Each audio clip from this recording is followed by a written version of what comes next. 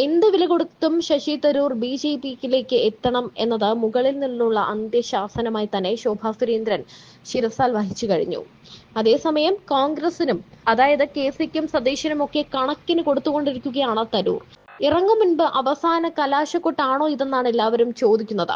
കോൺഗ്രസിന് പുറത്തുള്ളവരുടെ വോട്ട് കിട്ടിയാണ് താൻ തുടർച്ചയായി തിരുവനന്തപുരത്ത് നിന്ന് ജയിക്കുന്നത് എന്നാണ് ശശി തരൂർ പറയുന്നത്. തന്റെ ജയത്തിൽ സംസ്ഥാനത്തെ കോൺഗ്രസുകാർക്ക് വലിയ പങ്കില്ല എന്നും തരൂർ പറയാതെ പറയുന്നുണ്ട്. തരൂരിന്റെ വാദം ശരിവെക്കുന്നതാണ് കഴിഞ്ഞ ദിവസം തിരുവനന്തപുരം നഗരസഭയിലെ ശ്രീവരാഹം വാർഡിലെ ഉപതെരഞ്ഞെടുപ്പ് ഫലം. പാർലമെന്റ് തെരഞ്ഞെടുപ്പിൽ തരൂർ 1000-ൽ പരം വോട്ട് നേടി ഈ വാർഡിൽ രണ്ടാമതെത്തിയിരുന്നു.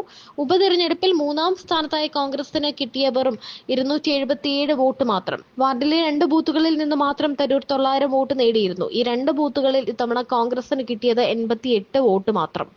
നഗരസഭയിൽ മികച്ച പ്രകടനം കാഴ്ചവെക്കാൻ 100 വാർഡുകളെ 12 മേഖലകളായി തിരിച്ച് ഓരോ മേഖലയുടെ ചുമതല ഓരോ KPCC അംഗത്തിന് നൽകി കോൺഗ്രസ് വലിയ തയ്യാറെടുപ്പ് നടത്തിയിരുന്നു. ഉപതെരഞ്ഞെടുപ്പിൽ ശ്രീവരാഹം വാർഡ് ഇടതുമുന്നണി നിലനിർത്തി. 12 വോട്ടിന്റെ വ്യത്യാസത്തിൽ CPI സ്ഥാനാർത്ഥി ബി ഹരികുമാർ BJPയുടെ മിനിയെ തോൽപ്പിച്ചു. ബി ഹരികുമാർ 1358 വോട്ടുകൾ നേടി.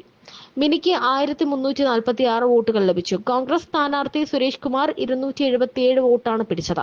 കൗൺസിലർ ആയിരുന്ന CPI അംഗം K വിജയകുമാറിന്റെ നിര്യാണത്തെ തുടർന്ന് ഉപതെരഞ്ഞെടുപ്പ് നടന്നു.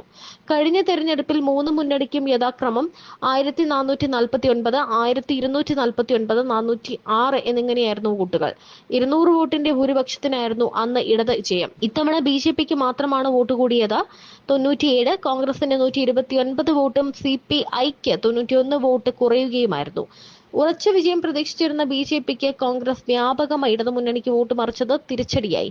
കുംഭമേളയും BJPക്ക് വിനയായി മാറിയിരുന്നു. വോട്ടിംഗ് ദിവസം 42 ഉറച്ച വോട്ടർമാർ പ്രയാഗ്രാജിൽ പങ്കെടുക്കാൻ പോയിരിക്കുകയായിരുന്നു.